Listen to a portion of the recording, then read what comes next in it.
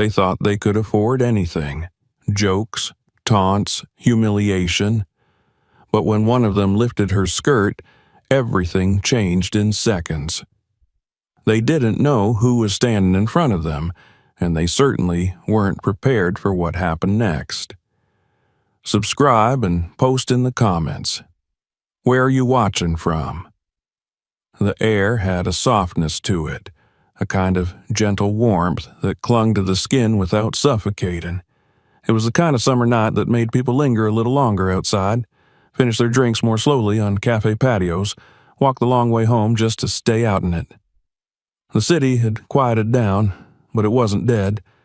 Its heartbeat was a low murmur, the distant hum of engines on a freeway, the occasional bark of a dog behind a fence, the high hollow clink of a bottle being tossed into a bin behind a closed diner.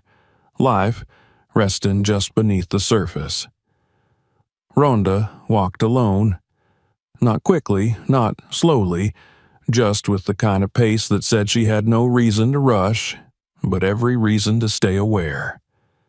Her sneakers moved softly across the uneven sidewalk, navigating cracks and old gum spots and the occasional warped section where tree roots had pushed up from underneath. She knew this route.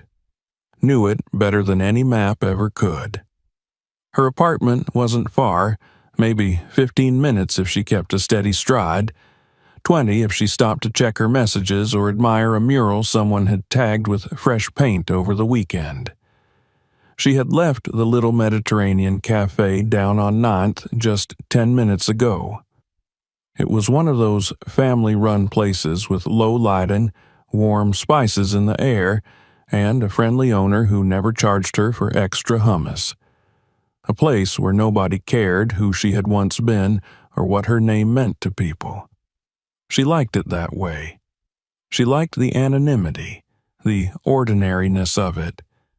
There had been a time when her name had traveled further than she ever could. Headlines, interviews, endorsements, chants from the crowd, the pressure of being seen, the weight of being known. But that had all quieted. Life had shifted, as life does. She didn't fight it. She had learned, sometimes painfully, that fighting what's already gone only wears you out for what's still coming. Now she lived simply.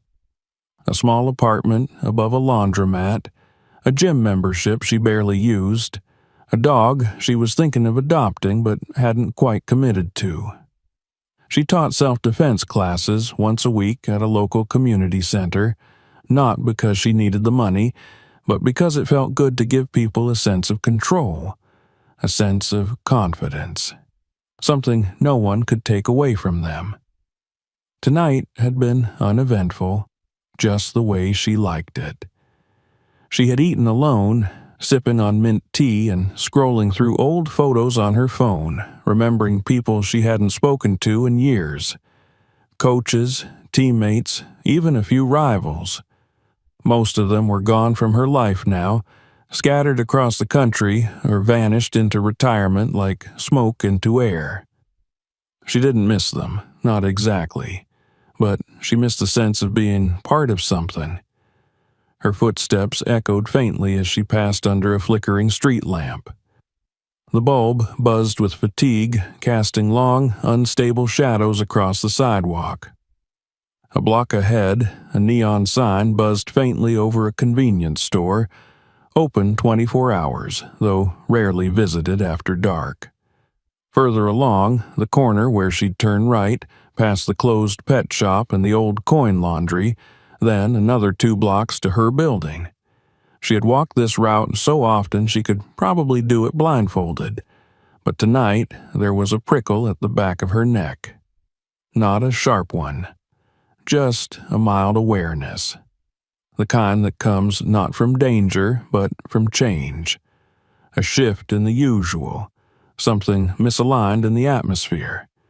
She didn't look back. Didn't need to. Her instincts had not dulled with time. If anything, they had grown sharper from being ignored. She had long since learned to separate true threats from imagined ones. This wasn't either, not yet. just something in between. She adjusted the strap of her canvas bag and continued on, passing the storefronts without giving them more than a glance. Her reflection moved with her in the dark glass windows. Broad shoulders, sturdy build, hair pulled back in a no-nonsense knot. She was no longer the headline maker, the center of the storm, but her body remembered. Every ligament and joint still held the imprint of years in the arena. She didn't flaunt it. She didn't need to. She passed the alley that led to the back of the grocery store. It always smelled faintly of bleach and overripe fruit. Tonight, it was empty. A few pigeons rustled on a roof overhead. Somewhere nearby, a siren wailed, distant and quickly fading. Normal city sounds. Nothing to flinch at. When she reached the intersection near the pet store, she paused to press the crosswalk button. The little metal circle was greasy, and the light overhead blinked impatiently, not ready to give her passage. She looked both ways, more out of habit than necessity. The road was quiet, save for a single vehicle approaching slowly from a block away. She noticed the shape first, boxy, unmistakable. A police cruiser, white with blue decals, the emblem of the city department emblazoned on the side. It didn't speed, didn't swerve, just moved at that slow, deliberate pace that said it wasn't in a hurry. She waited for it to pass before crossing. No need to make eye contact, no reason to interact. The car didn't pass, it slowed. Too much. Ronda glanced at it briefly, just a flick of the eyes. 3 men inside, 2 in the front, 1 in the back. She couldn't hear them yet, but she saw their faces. They were looking at her, talking, laughing, not loud enough to reach her, but unmistakably amused. She turned away, crossed the street at a measured pace, and kept moving. Behind her, the cruiser crawled forward, maintaining distance but not letting her out of its sight. The quiet tension in the air solidified. It was no longer suggestion. It was presence. She adjusted her pace, not faster, not slower, just more deliberate. Her breathing was even. Her fists were relaxed. She felt her heart, calm and steady, somewhere deep behind her ribs. She was not afraid, but she was no longer at ease. Up ahead, the sidewalk narrowed near a construction site where orange cones leaned haphazardly around a torn-up patch of curb. She would have to squeeze by it, close to the edge of the street. The cruiser was still behind her. Lights off, engine barely audible. She took the detour without hesitation. Just a woman walking home. Nothing more. But the laugh that echoed from the car now was louder. Closer. It bounced off the buildings like a stone skipping across water. She didn't look back. She didn't need to. The night had changed, and something told her this was only the beginning. The laugh didn't fade as she continued walking. It lingered, low and deliberate, as if meant to announce itself without being overt. The kind of laugh that wasn't loud enough to draw attention from the surroundings, but sharp enough to pierce into her space. Ronda's stride remained steady. She didn't flinch or glance behind. She kept her eyes ahead, watching the sidewalk as it stretched toward the next block where the streetlights seemed dimmer, where storefronts gave way to low fences and shadowy front yards. The cruiser, behind her, kept moving in rhythm with her pace, maintaining a strange, crawling synchronicity. She could hear the soft crunch of its tires against loose gravel and dust along the edge of the road, a mechanical whisper that followed her without faltering. Somewhere behind that tinted windshield, they were watching. She knew that rhythm, the way power moved when it thought it was in control.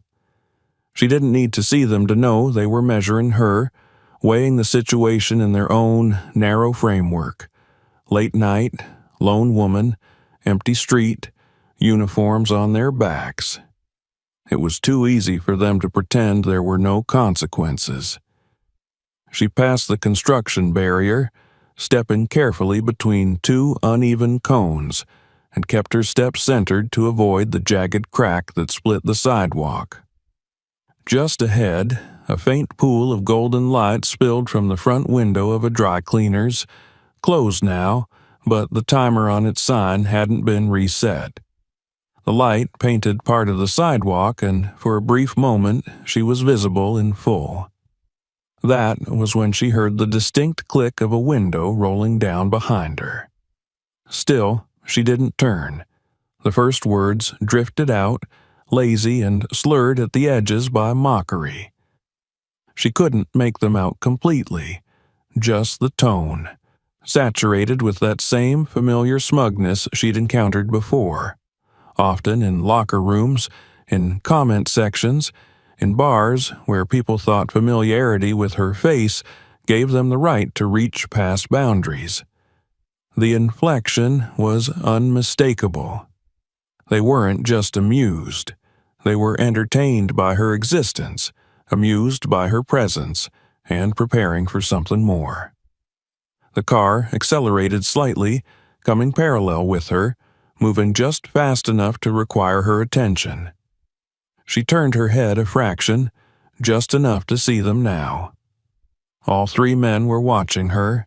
The one in the passenger seat had his arm draped out the window, fingers tapping rhythmically against the door. Young, lean, shaved head, smirking. Behind the wheel, another man, older, broader shoulders, chewing on gum slowly, like it was his job to show disinterest.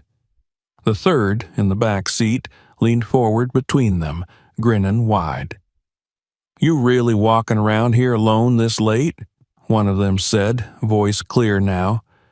She didn't respond, just met their eyes for a second, then turned back to the road. No change in pace, no expression. Another voice picked up. The tone was exaggerated, theatrical. "Wait a minute, I know you. Aren't you that fighter chick? Used to choke people out and all that?" The sound of laughter bubbled between them. Someone clapped a hand against the dashboard. "Thought you were taller," came a quieter, more cutting voice, or meaner. "Kinda normal now, huh?" They weren't trying to make conversation. They were testing her. The cruiser drifted closer to the curb, tires brushing the gutter. She could hear the idle of the engine, steady and relaxed, too casual for a real patrol. They weren't responding to a call. They were here for her. The words became bolder now, stepping into the realm of the personal. One of them commented on her legs. Another made a joke about her being past her prime. The third began mimicking a sports commentator's voice, listing off her old wins like it was a parody. None of them cared whether she reacted, not yet. They were escalating for their own entertainment. She kept walking, every muscle in her body taut but disciplined. She had walked through media scrums that shoved microphones in her face, through crowds that both adored and heckled her, through hotel lobbies full of people who only saw her as spectacle. But this felt different. This was targeted, local, intimate. These weren't anonymous trolls or drunken fans. These were men with authority, uniforms, weapons, and the belief that their presence was untouchable. Up ahead, the sidewalk narrowed again, near a closed elementary school where a row of trees created patches of darkness between the lamps. Ronda considered crossing the street, but decided against it. That would be concession. She didn't give ground unless she had a reason, not even now. The car kept pace. When she passed under a particularly weak street light, the car sped up slightly, rolling ahead and pulling over at the corner. The passenger door opened, and the man with the shaved head stepped out. He didn't slam the door. He closed it softly, deliberately, the way someone might when they were about to approach a stranger with no urgency. His hands were loose at his sides, his expression still twisted into a half smile. He didn't say anything at first, just started walking in her direction as she approached. The other two watched from inside the cruiser, their faces partially obscured by glare, but their posture unmistakably alert. This wasn't random anymore. It was a game now, and they were playing it together. He fell into step beside her as if they were old friends. For a few seconds he said nothing, just matched her stride. Then came the question. "What's it like?" he murmured, being famous and forgotten at the same time. The comment hung in the air like a fog. She didn't respond. He clicked his tongue and grinned, then reached out, not to touch her, but to gesture in front of her, like he was painting her path with his words. "Used to watch your fights. Back in the day. You were scary then." He chuckled. "Now you just look like someone's tired older sister." She kept her eyes forward, but her peripheral vision tracked everything. The angle of his shoulders, the placement of his hands, the slow shuffle of his boots. They weren't far from the edge of the schoolyard now. It was a blind spot. No cameras, no windows from nearby homes. The trees here swallowed light. The cruiser remained still at the corner. He stepped slightly ahead of her now, turning as he walked backward, forcing her to either acknowledge him or bump into him. She didn't change course. He reached out, too quickly this time with a motion meant to startle, and tugged at the hem of her dress. Not a grab, not full contact, but a flick, a teasing provocation. "Cute," he said, nodding at her legs. "Didn't know you went out dressed like that." The silence that followed was sharper than anything he could have said. Behind her, she heard the laughter return. The engine revved gently, as if encouraging the moment to stretch. This was the part where they expected her to react. Maybe to yell. Maybe to walk faster. Maybe to get flustered or upset or furious. It didn't matter. Any reaction would feed them. But Ronda didn't react, not yet. She walked past the man as if he wasn't there, as if he hadn't said anything, as if his hand hadn't flicked the edge of her clothing. But something in the way her shoulders moved changed, just a little. Not enough for him to notice. Not yet. The cruiser began to move again. The driver's window lowered, and the older officer leaned slightly out, calling something she didn't catch. The man beside her grinned wider, clearly emboldened, and matched her pace again. He wasn't trying to frighten her. He thought this was fun. He thought it was sport. They all did. What they didn't realize, what none of them had even begun to understand, was that something had already shifted. Not in the air, not in the street, in her. And they had just crossed a line they couldn't uncross. The street ahead narrowed where the sidewalk curved slightly into a cul-de-sac beside the edge of the elementary school. The branches of the overgrown trees reached overhead, crisscrossing like skeletal fingers, casting restless shadows that twitched and shifted in the breeze. The lamplight, already weak, became fragmented under the leaves, offering only brief flashes of illumination. It was the kind of place people passed through quickly at night, more from instinct than fear, a quiet pocket of the city that asked for silence and haste. Ronda didn't change her pace. The officer who had fallen into step beside her was still there, still walking close, now emboldened by the others who watched from the car. The cruiser crept forward slowly, barely audible, hugging the curb just a few feet behind. It was no longer shadowing her, it was escorting the scene they had created, an audience in motion. They had crafted a play, and she had been cast without permission. The man beside her adjusted his cap with a flick of his fingers, the brim angling downward to better hide his face. Not out of shame, but out of habit, an attempt to seem more casual, more in control. His movements were rehearsed. She had seen those mannerisms before, not in law enforcement but in fighters who liked to pretend they didn't care about the outcome of a match. The same cocky walk, the same exaggerated shrug, the same false nonchalance. But this wasn't a match. And he wasn't an opponent. He was a problem. The street was empty. No pedestrians, no traffic. Even the windows of the nearby houses were dark, curtains drawn tightly shut against the night. A neighborhood that slept deeply, unaware of the games playing out on its sidewalks. A moment suspended in time, held together only by the rhythm of her footsteps and the murmur of the car's engine behind her. The man to her left slowed slightly, turning sideways, forcing her to adjust course unless she wanted to brush against him. She didn't flinch, didn't falter. She shifted half a step to the right, reclaiming her space without a word. That was when he did it. Quick, deliberate.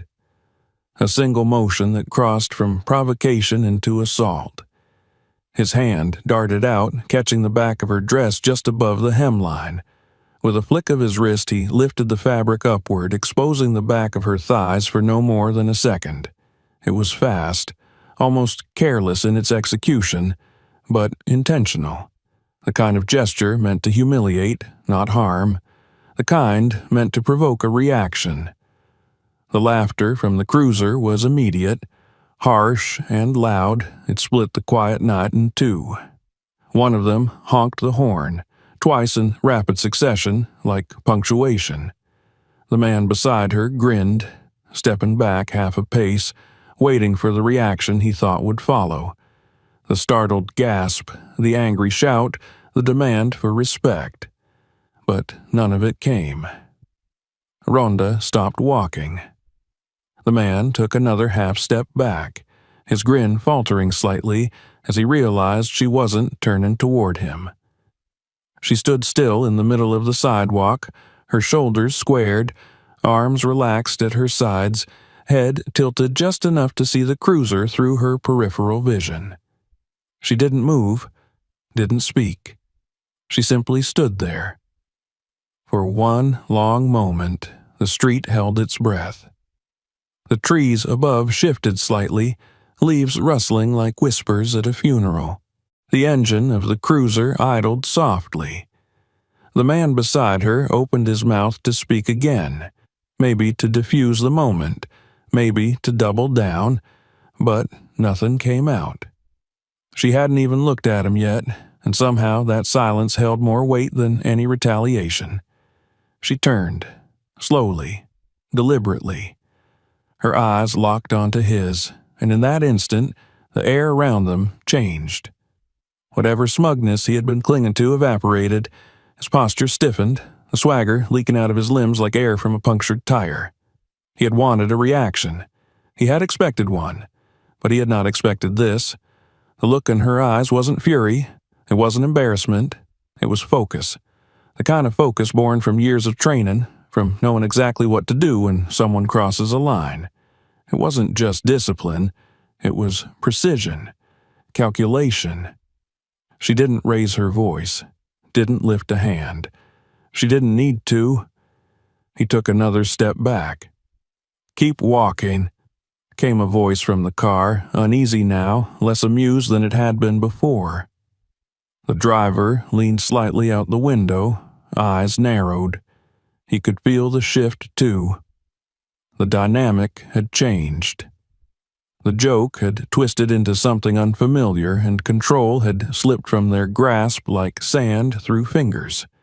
But the man didn't move. Ronda's gaze flicked toward the cruiser. The back passenger was leaning forward again, expression less confident, more guarded. The laughter had died. Only the car's engine spoke now, and even that seemed uncertain. She took a step forward, not toward the man beside her, but past him. She walked by him as if he didn't exist, as if the entire exchange hadn't happened. But the silence in her wake was thunderous. The man stood frozen, his hand still at his side, the heat of his own shame crawling up his neck. The car inched forward again, trying to reassert its presence, but it no longer felt like an extension of authority. It felt like a retreat, like the beginning of a withdrawal. Ronda kept walking. Her mind was clear, her breath steady. Every part of her body was in control, anchored not in anger but in awareness. She knew what they had tried to do. She knew what it meant, and she knew what it could have become had she been someone else. Had she not been who she was? Had she not known how to carry herself in the moments where others thought they held power? Behind her, the cruiser rolled forward, then stopped again. She didn't turn to look. The presence of the vehicle felt less like a threat now and more like a question mark. Hesitant, uncertain, grasping for a way to reset the balance. But the balance was already gone. She reached the edge of the block and turned left without pause, disappearing into the next stretch of quiet street. The trees overhead parted slightly, allowing the moonlight to return. Her shadow stretched out ahead of her, long and steady. The path to her apartment was still a few minutes away, but she didn't rush. She had reclaimed the night, footstep by footstep. Behind her, the street remained still. For now, but something had been broken. Not in her, in them. Ronda walked. Her steps were steady, measured, as if nothing had happened. The night still stretched ahead, silent and vast, her path uninterrupted. But she could feel the shift behind her, the unraveling tension in the air. The moment she had left them standing there, frozen, caught between arrogance and hesitation, something had begun to crumble. It was in the way their laughter had stopped, in the way the engine of the cruiser idled longer than necessary, in the way the man who had touched her hadn't moved, as if uncertain of what had just transpired. They weren't used to silence. They were used to reactions, to women flinching, shrinking away, quickening their pace. They were used to the power that came from their uniforms, from the weight of the badge clipped to their chests, the knowledge that most people wouldn't dare push back. But this had been different. She had taken the moment from them, seized control in a way they didn't understand, not with words, not with force, just with a look, just with a pause, just with the refusal to play along. And yet, she knew it wasn't over. She heard the cruiser's tires rolling forward again, slower now, as if reconsidering, as if weighing options. The driver wasn't honking anymore. The laughter had died. Now it was something else, something heavier. An unsettled air pressed against her back as she moved, as she continued walking as if she weren't waiting for the next move. The car didn't overtake her. It lingered, trailing a few yards behind, a shadow that hadn't quite disappeared. She could hear the murmur of voices, low and tense, the shuffle of bodies shifting inside.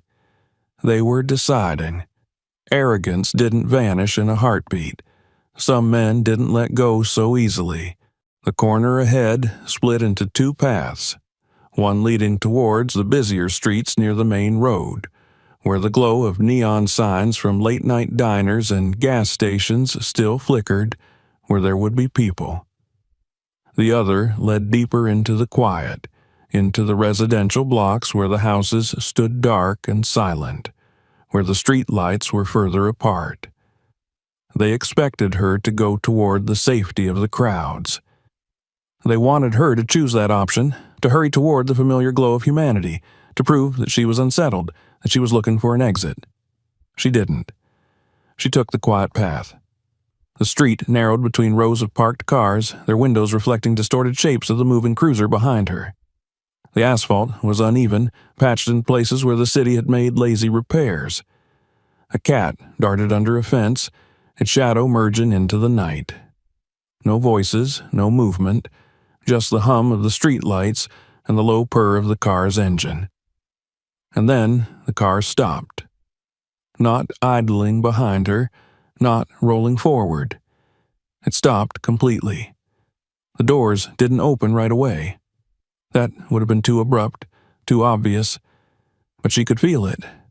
Feel the shift of weight inside the vehicle, the silent exchange of glances. They weren't done. They couldn't be done. Not after that, not after being left standing there like fools. A slow inhale filled her lungs. Her hands flexed slightly, fingers curling, then loosening again. Not out of nerves. Not out of fear. Just preparation. Just the body acknowledging what the mind already knew. Footsteps. One pair at first, then another. They weren't rushing her, they were taking their time, closing the distance casually, like they had all the time in the world, like they weren't even thinking about it. The first one spoke before she could see him, the same voice from before. The one who had walked beside her, the one who had flicked the hem of her dress like it was a joke, like it was nothing. Funny thing, he mused, his voice almost lazy, stretching the words as he stepped into her peripheral vision. You walk like you don't have a care in the world. She didn't stop. He matched her pace. A few feet behind, the second officer joined in. The older one, the one who had been driving. He wasn't laughing now. He hadn't laughed since she turned and looked at them. He was watching her differently now, assessing, measuring. Some people, the first continued, they'd take that as disrespect. The weight of the words was calculated, meant to be felt. But she had heard men like him before. Heard the way they leaned into phrases like that. Phrases meant to be both vague and direct at the same time. The way they tested limits without outright crossing them. Ronda inhaled slowly through her nose, exhaling through her mouth. Controlled, even, the way she had learned to breathe before a fight. Not out of tension, out of clarity. The second officer finally spoke, voice lower, heavier, not playing anymore. You think you can just walk away? She didn't respond. She didn't even glance at them. To acknowledge them now would be giving them what they wanted. She had spent years in a world where men tested boundaries. Sometimes in the ring, sometimes outside of it, sometimes with words, sometimes with the way they loomed too close. They never understood that silence was its own kind of weapon. And then it happened. The first officer moved.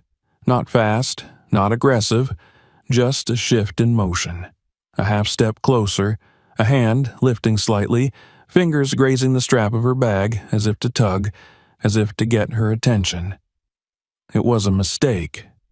Her body reacted before her mind had fully decided to act. Instinct, sharpened by years of knowing exactly when and how to move. Her right hand snapped up, fingers locking around his wrist before he could retreat. A sharp, calculated twist, a fraction too quick, a fraction too forceful, and his arm was bent at an unnatural angle. Not broken, not damaged, but controlled, secured. His body followed the motion, forced to lean forward, off balance. And then the second one moved. She pivoted, using the first man's weight to shift, to reset, her elbow snapping outward in a precise strike. Not wild, not chaotic. Just enough. Just sharp enough to catch him under the ribs, where the armor of his uniform didn't cover completely. Just enough to make him stumble. The moment was over in less than 3 seconds. The first man wrenched his arm away, staggering back a step, face twisting in confusion. Not pain, not yet, just shock. The second exhaled sharply, pressing a hand against his side, gaze flashing with something between anger and disbelief. And then there was the third one, The youngest. The one who had stayed in the car until now. The one who had been laughing the loudest before. He wasn't laughing now. He was watching, measuring. His hand was near his hip, not on his gun, but close enough to remind her that it was there. That he could change the course of this entire encounter in an instant if he wanted to. The silence stretched. Ronda took a step back, not retreating, just resetting. She met each of their gazes one by one without a word. The tension was different now. The game was different now. Whatever they had expected, whatever power they thought they held, it had shifted. A slow exhale, a beat of hesitation. Then the youngest one spoke, his voice tight, unreadable. "Let's go." The other two didn't respond immediately. The first officer still flexed his wrist as if testing it. The second kept his eyes locked on her, breathing a fraction too hard. But they obeyed. They turned, walked back to the car. No words, no jokes, no threats. The doors shut, the engine roared to life, and then they were gone. Ronda didn't move right away. She stood in the quiet, letting the night settle again, letting the weight of the moment disperse into the empty street. She inhaled, exhaled. Then she walked. Not faster, not slower, just forward. The night had changed, but the city had not. The streets remained as empty as before, the streetlights still flickering in their tired glow, the air still thick with the weight of a day long since settled into darkness. Everything looked the same, felt the same. But Ronda knew, in the quiet space where instinct lived, that something had shifted. She had seen it in the way they left, not in a rush, not in an open retreat, but in something worse, something unresolved, a pull that hadn't been severed completely. They had not walked away defeated, they had walked away deciding. That was the dangerous part. She turned the final corner that led to her apartment, climbing the narrow steps that led to the door of the building. The lock clicked open beneath her fingers, and she stepped inside, into the familiar dimness of the stairwell.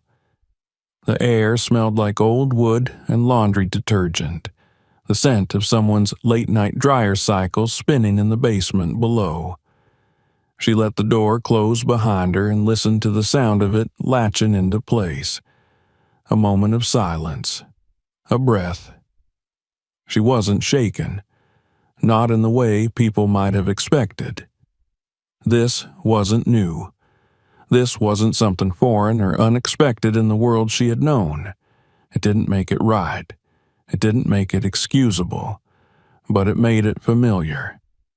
She climbed the stairs, her body moving through the well-worn routine of the night.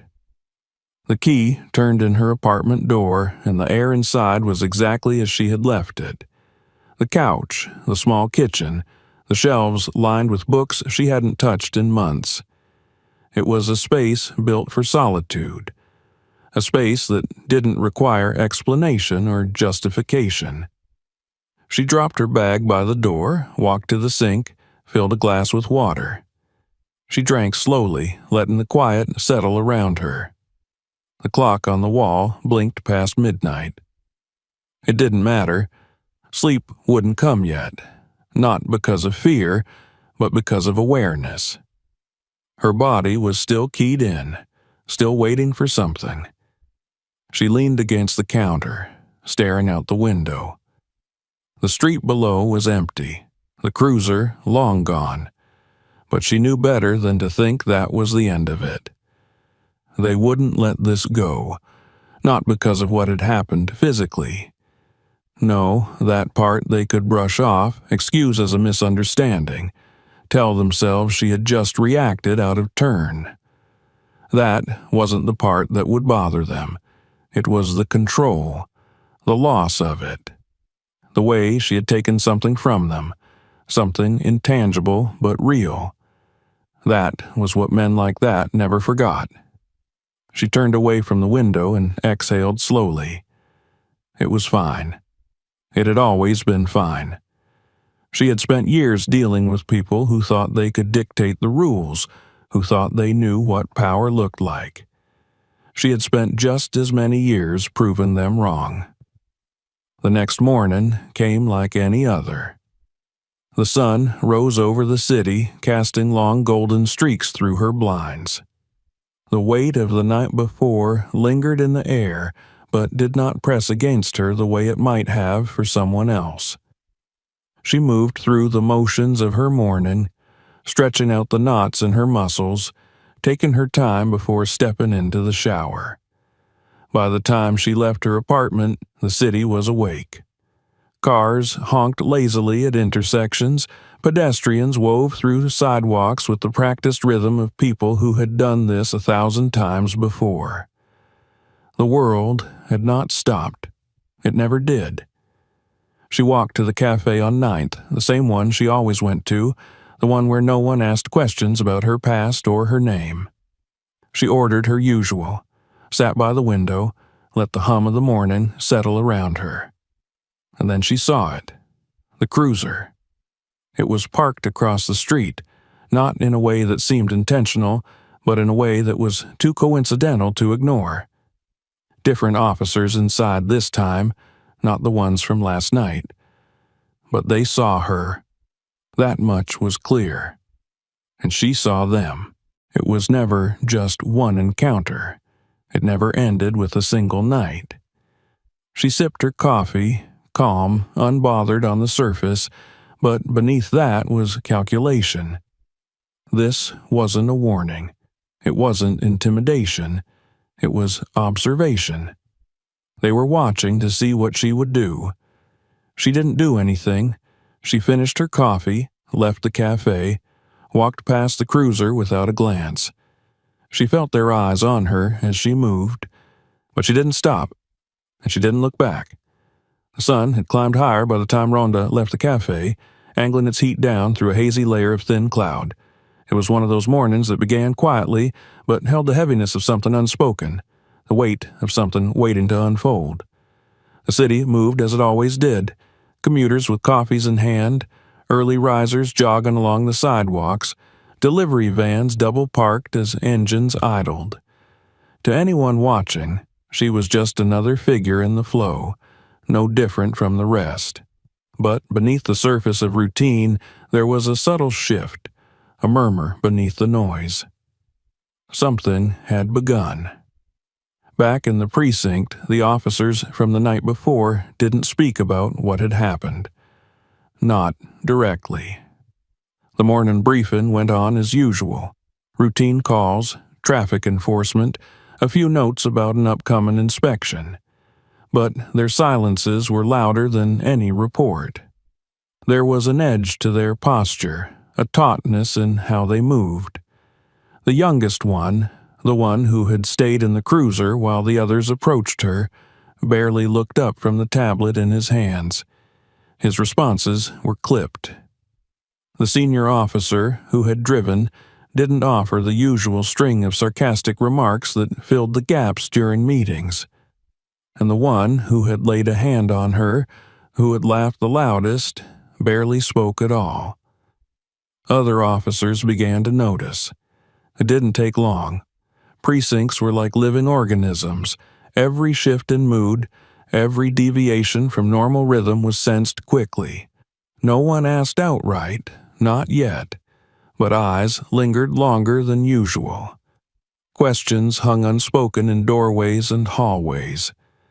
One officer, Marissa Nguyen, part of the administrative staff, saw the trio arrive that morning and knew something was off. She had worked long enough around men like them to know when they were hiding something. It wasn't guilt that gave them away. It was ego, the kind that recoiled when its narrative was interrupted. She watched them disappear into the break room, shoulders tight, speech low, and something in her clicked. Later that morning, when she passed by the room again and heard a snippet of tense conversation, one voice muttering, "She didn't even say anything," followed by a curse and the scrape of a chair, she made a note of it. Not official. Not yet. But she didn't forget. Elsewhere in the building, in a small, windowless office with a fan that hummed too loudly, internal affairs moved through its own quiet machinery. A junior investigator named Todd Weaver, still new to the department, had received an anonymous message through the department's internal feedback system just before lunch. It was brief. One sentence. Watch Patrol Unit 42C. Something happened last night. He might have dismissed it. These things happened all the time. Petty complaints, department gossip, people stirring trouble. But something about the wording stuck with him. No accusation, no dramatics. Just quiet certainty. He made a note of it, pulled the shift logs, found the unit, found the names. Then he found something else. The same unit had filed no incident reports from the previous evening. No citations, no arrests, nothing logged for a 2-hour block of time where they were active, just GPS movement through residential neighborhoods. One of the paths traced through a quiet area near an elementary school. The timestamp caught his attention, close to midnight. Too late for a school zone, too quiet for a call. He flagged it for review. That afternoon, Nguyen saw something else. The officer who had stayed quiet in the break room was making a call from his personal cell in the parking lot, pacing between rows of parked vehicles. She didn't hear much, just a few broken fragments. She grabbed me. No, not like that. I don't know what she's going to do. She didn't intervene, but she made another note, and then, like a dropped match near dry kindling, it spread. Someone from dispatch mentioned overhearing a strange call between officers, vague and anxious. A technician in the IT department noticed a deleted body cam segment that shouldn't have been missing. A rumor started among 2 officers from a neighboring shift that someone had gotten into it with that fighter woman. You know, the one from TV. By the following morning, there was enough unease in the air to trigger an informal check-in. Captain Dale Vickers, a man not known for subtlety, called the 3 officers into his office without ceremony. He had already heard whispers. He didn't ask questions right away. He watched them as they sat. Watched the way the youngest one avoided eye contact. The way the oldest one crossed his arms too tightly across his chest. The way the third, the one in the middle, couldn't stop tapping his foot. When he finally spoke, it was quiet and measured.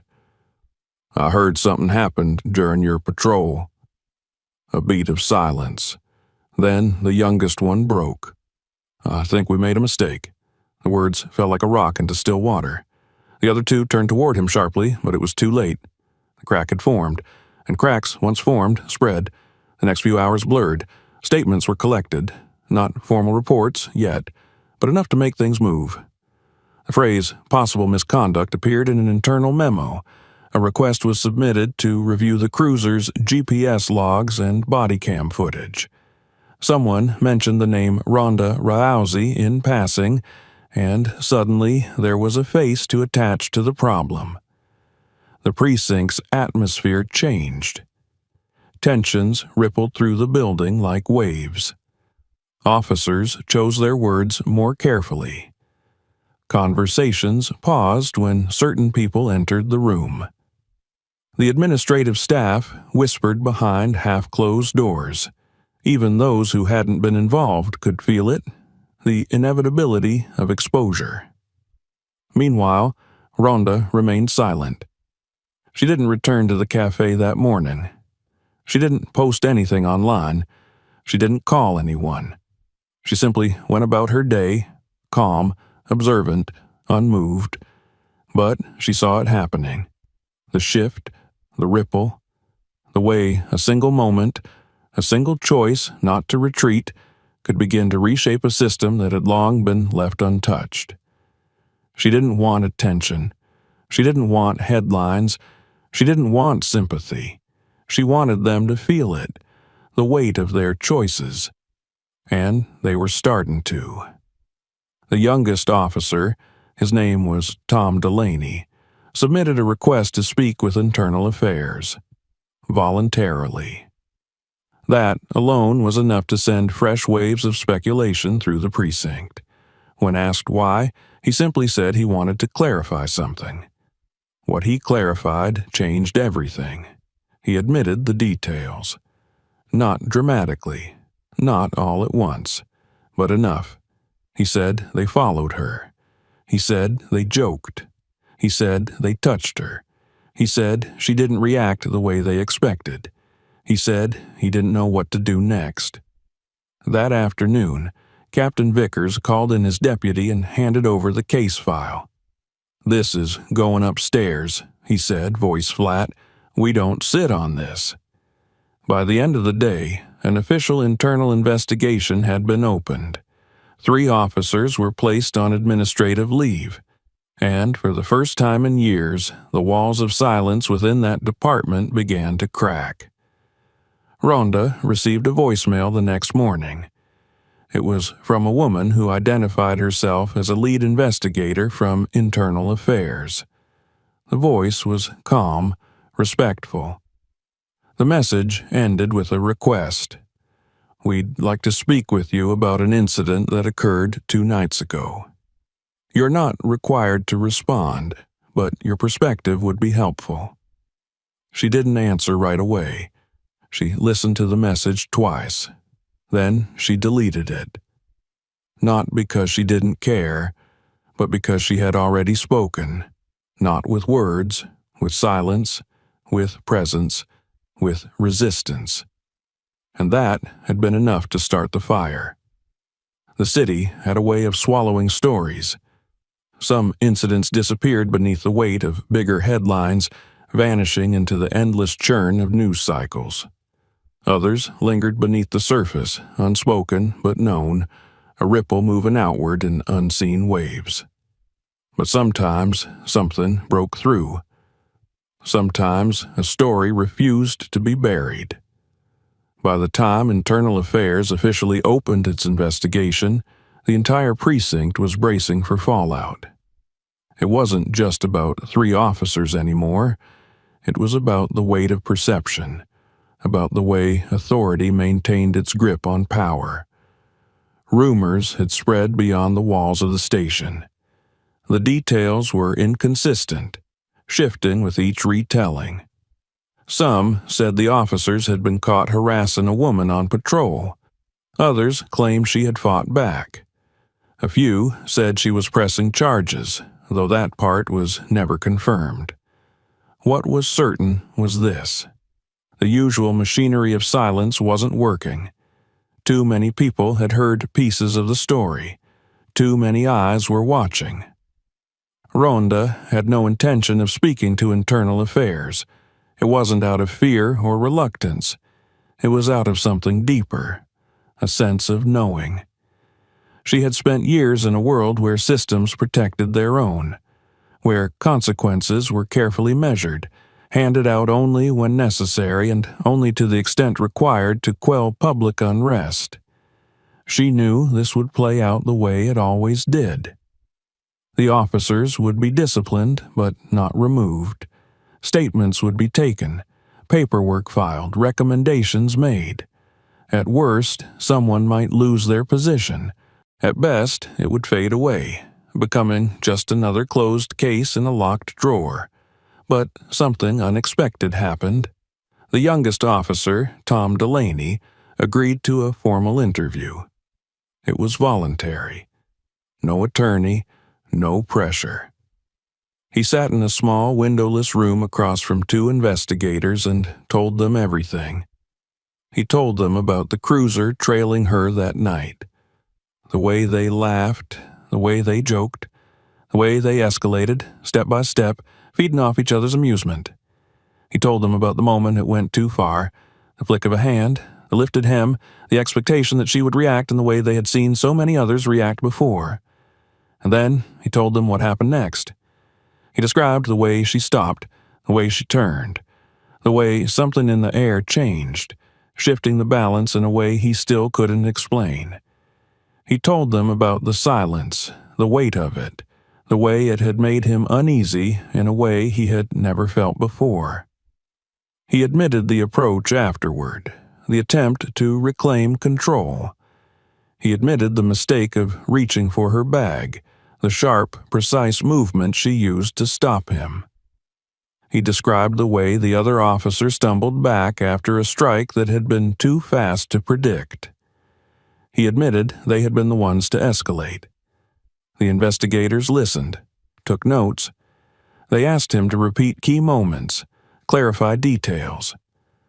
When the interview ended, Delaney sat in silence for a long moment before standing. Before he left, he said one more thing. "I don't think she was scared of us." The investigator glanced up from his notes. "You think she should have been?" Delaney hesitated. Then he shook his head. "I think we were." The second statement sent another ripple through the department. It wasn't just a report anymore. It was a confession. Meanwhile, the other two officers refused to speak. They knew better. They had lawyers, union representatives. They had experience. They understood the game, but Delaney's statement had already done its damage. It was out there, recorded, transcribed, undeniable. Now, it wasn't just about their behavior that night. Now, it was about the integrity of the department itself, about whether they could be trusted, about what else had been hidden. A request was sent to retrieve footage from nearby surveillance cameras. An independent review team was brought in to evaluate the case. The media hadn't caught wind of it yet, but the walls were closing in. Ronda, meanwhile, went about her days as usual. She trained, she ate, she walked the same route she always walked. She passed through the same streets, unbothered by what had happened there. One evening, as she was leaving the cafe, a man approached her. He wasn't a reporter, he wasn't a police officer, he was a civilian, mid-40s, with a tired expression and a careful posture. "You don't know me," he said, "but I work at the precinct. I just wanted you to know people are talking, and they're scared." Ronda looked at him, waiting. "They're not scared of getting caught," he continued. "They're scared because they don't know what happens next. They don't know how this ends." She studied him for a moment. Then she gave a small nod. "That makes two of us," she said. The man exhaled, as if relieved she had spoken at all. Then he nodded back and walked away. 3 days later, the case went public. A journalist for a local paper received an anonymous tip. It wasn't detailed, just enough to confirm that an internal investigation had been opened, that 3 officers had been suspended pending review, that a high-profile civilian had been involved. The headline was restrained. Careful. Police officers under review, after allegations of misconduct involving former athlete. The article didn't mention her name, but it didn't have to. People connected the dots quickly. Her phone rang more than once that day. Old contacts, journalists, even a few former teammates. She didn't answer any of them. She went for a run instead. The city felt different now, not in a bad way, just different. She wasn't a victim. She wasn't a symbol. She wasn't looking for justice. She was just a woman who had refused to look away. And now the world was being forced to look with her. The wind had shifted, not in the meteorological sense, though the weather too had changed. The days grew crisper, the nights longer, the sun lower in the sky. But it was something else, something intangible that moved through the city now, passing from corner to corner, office to office, word to word. It wasn't a storm, not exactly. It was what came after. The stillness that followed noise, the clarity that settled once the shouting stopped. The article had been published nearly 2 weeks ago, and the precinct had not been the same since. The original ripple had become a wave. A name that hadn't appeared in the press for years was suddenly back in circulation. Her image had surfaced again, recycled through news feeds and think pieces. Most of the pieces were measured, cautious. They spoke in careful terms: alleged misconduct, pending investigation, unnamed sources.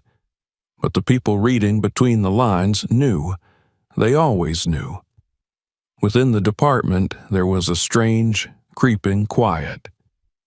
The 3 officers remained on leave, though unofficial word was that at least one would not be returning. Another had hired legal counsel and refused all further interviews. Tom Delaney had reportedly stopped coming to the precinct altogether, citing mental health leave. No one dared to say his name too loudly. Conversations inside the building were clipped, rehearsed. No one knew who might be listening, and, more importantly, no one knew how far the investigation would reach. Every workstation felt colder. Every glance lingered longer than necessary. The sense of invincibility that had once permeated the department's culture had been fractured. Not destroyed, but no longer whole. Captain Dale Vickers kept his office door closed more often. He had stopped walking the halls in his usual commanding stride. It wasn't fear, exactly. It was calculation. He knew the politics of survival. He understood when the ground beneath him was shifting. He had lived through departmental shakeups before, but something about this felt different. He didn't say so, of course, but he knew. Everyone did. Seminars were announced, internal reviews scheduled, sensitivity training brought in under the guise of routine department development. The words were familiar, recycled from 1,000 memos before them, but the mood behind them was different. It wasn't about learning. It was about protecting. It was about optics, control, damage mitigation. Ronda watched it all unfold from a distance. She didn't engage with the media. When reporters showed up near her building, she exited through the side alley, wearing a hoodie and sunglasses. She received dozens of emails, some supportive, some invasive. A few were from women she didn't know, sharing their own experiences, thanking her for not staying quiet. She read each one. She didn't respond. She didn't need to. The message had already been delivered, and not by anything she said. It had been delivered in the act of standing her ground and walking forward when others would have turned away.